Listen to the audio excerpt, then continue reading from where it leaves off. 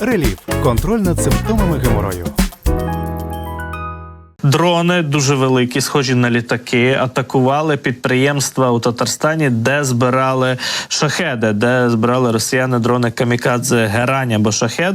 Вже місцева влада підтвердила цю атаку. Ми бачимо момент саме прильоту, і видно на цих кадрах, що дрон, це, якщо можна його так назвати, так безпілотник, дуже великий, схожий на одномоторний літак, буквально на невеликий одномоторний літак. І ось цей літак фактично знижується і врізається в об'єкти комплексу економічної, скажімо так, зони підприємства, розташованого біля міста Єлабуга в Татарстані.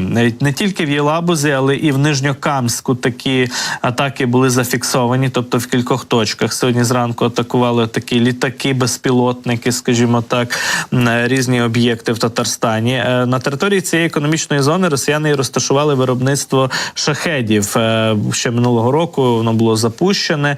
Там зібрали, зокрема, і студентів різноманітних, там вузів місцевих, які працювали, що називається, в позаурочний час на виготовленні, на збірці цих шахедів, дронів камікадзе. Ось ми бачимо якраз корпуси хостелів, де ці робітники проживали. Ось як виглядає одна зі споруд після вибуху, після влучання безпілотника точно самольотного типу. Тут уже сумніву нема, що цей дрон-безпілотник можна охарактеризувати саме словами із звітів російського Міноборони, так званого дрон самольотного типу або безпілотник літакового типу. Ми бачимо, що від Сумщини, від кордону України по прямій фактично дистанція до цієї Єлабуги становить приблизно 1300 кілометрів. Деякі джерела пишуть, що ці безпілотники пролетіли щонайменше півтори тисячі кілометрів, тобто 1500 кілометрів не менше, перш ніж уразити ці об'єкти у Татарстані.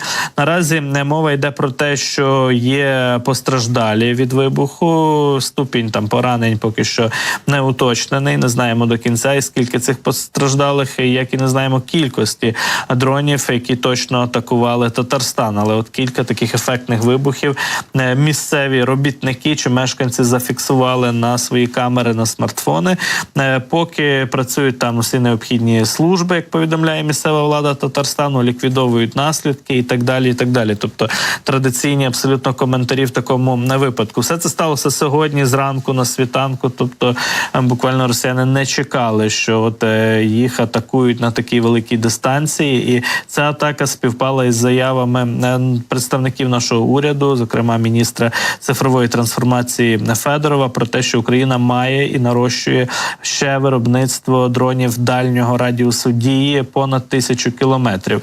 І ось ми бачимо, як ці дрони працюють. Можемо також послухати коментар там представника місцевої влади із Татарстану, який повідомляє, розповідає про те, якими є наслідки ранкової атаки.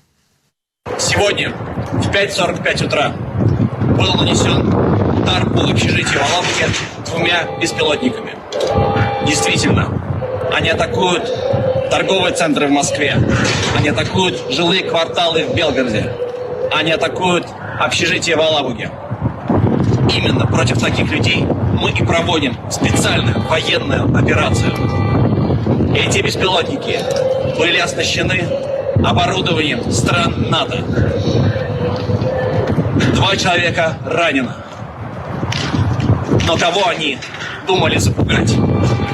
Потомков людей, которые в 1815 году брали Париж, а в 1945 году брали Берлин, не получится.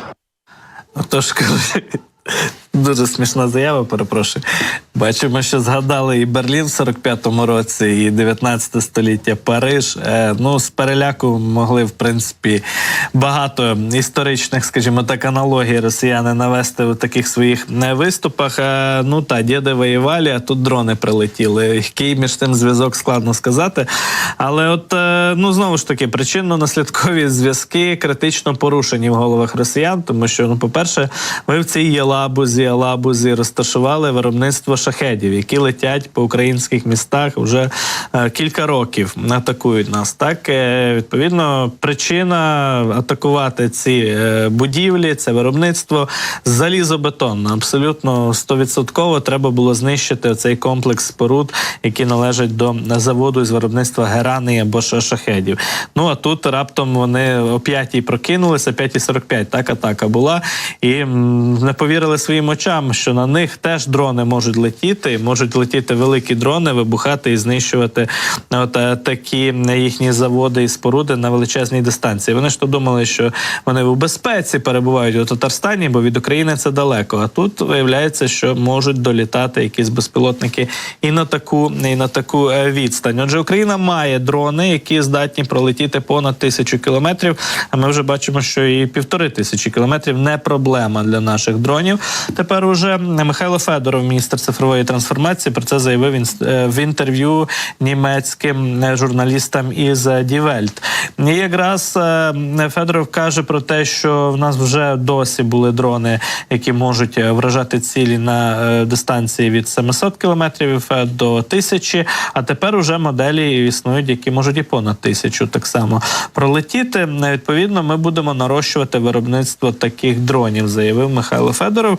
Ну і, можливо, ми перше використання таких дронів в тестовому режимі побачили сьогодні зранку саме у Татарстані, і воно відбулося успішно. Як ми бачимо, паніка серед росіян неабияка на високому рівні. Це можна було із коментаря ось цього персонажа, якого ми щойно слухали, з Єлабуги, почути і відчути, що там, коли вже дійшло до Берліна 45-го року і навіть Парижа, то очевидно, що інші аргументи закінчилися, що називається. Тим часом воєнні експерти-аналітики кажуть, по гарячих слідах, що ці безпілотники візуально по силуету нагадують одномоторні літаки, і, ймовірно, це перероблені літаки на дистанційне управління. Тобто пілота там немає, літак летить на дистанційному управлінні і долає величезну відстань, понад 1500 кілометрів. Тобто це справді щось нове, абсолютно новий підхід. Можливо, це літак Cessna чи український А-22, поки що складно сказати, бо є лише кадри з доволі великої віддалі дистанції, але такі літаки безпілотні вже атакують Татарстан, і чекаємо в Москві, що називається, чекаємо в Москві такі літаки.